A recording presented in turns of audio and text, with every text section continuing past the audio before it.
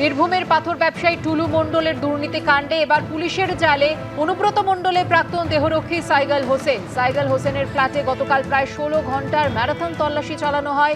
টুলু মণ্ডলের ডিসিআর জালিয়াতি কাণ্ডে গ্রেফতার করা হলো তাকে। আর এ নিয়ে কি বলেছেন রাজ্যের মন্ত্রী দিলীপ ঘোষ, দেখুন।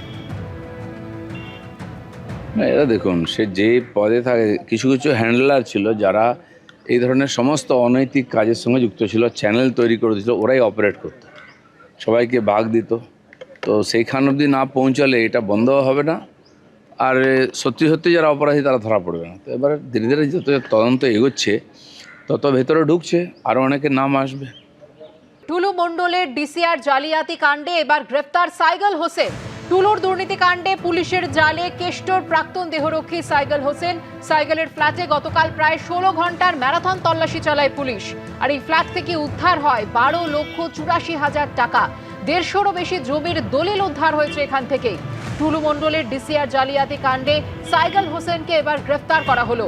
টুলুর দুর্নীতি কাণ্ডে পুলিশের জালে অনুব্রত মণ্ডলের প্রাক্তন দেহরক্ষী সাইগাল হোসেনের ফ্ল্যাটে প্রায় 16 ঘন্টা ধরে গতকাল ম্যারাথন তল্লাশি চালায় পুলিশ।